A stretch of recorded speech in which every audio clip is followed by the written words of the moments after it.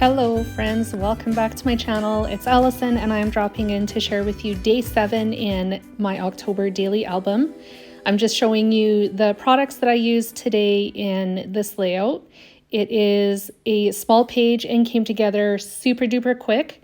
It measures 3.5 inches by 8 inches, so it is half a page that is going in my October daily. I began by printing my journaling onto plain white piece of cardstock. That's what I was trying to say. And then I took my Elle Studio stamp set and took the grid pattern and stamped it in the background using glacier ink from Close to My Heart. And then I decided to kind of portion out the top and the bottom of the page for adding a number and some phrase stickers and then embellishments at the top of the page. I used a different stamp set for that. That is actually a Close to My Heart stamp set. And I used sapphire ink also from Close to My Heart to do that stamping. There is some chipboard flair from Elle Studio as well. I thought about using these Pretty Little Studios numbers like I have been in my October daily up until this point. But in the end, I decided to use these acetate letters and numbers, also from Elle Studio.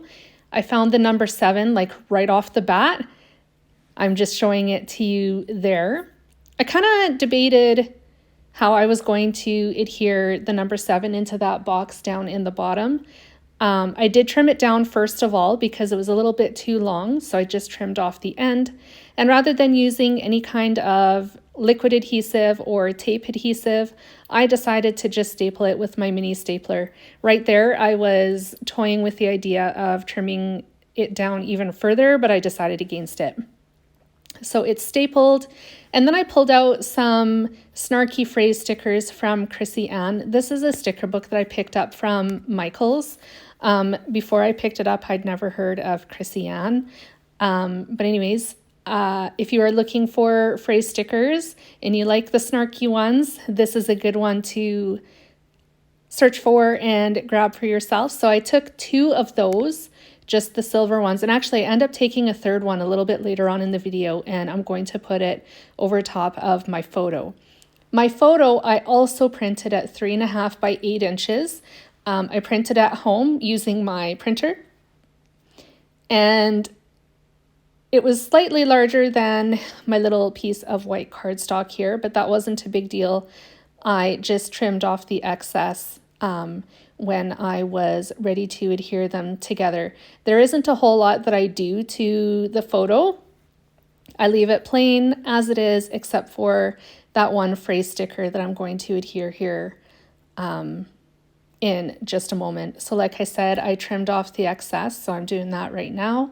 And then I realized at this point, I also wanted to add a little bit of a vellum like spine, we'll say, so that it can be hole punched and then inserted into my album. Once again, I didn't want to hole punch my photo or the page that the journaling went on, so this is my solution to getting around that. So it makes it a little bit larger than 3.5 by 8 inches. In the end, I think it's more like 4 by 8. But I mean, whatever. The main part of the layout is 3.5 by 8 inches. So I've got all that done. My photo is adhered, and I will attach it to the back side, which is actually, no, it is the back side. I was going to say it was the front side because I wanted the picture first, but I didn't. This time, I wanted the picture to be on the back so that your attention is brought to the journaling first.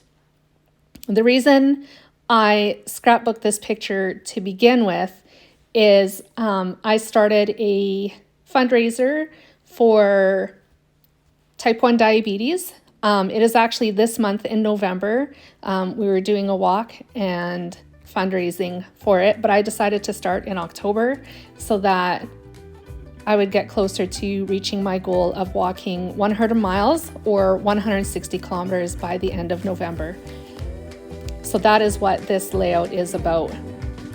And other than adding this last phrase sticker to the layout, it's going to be put down at the bottom of the picture right there.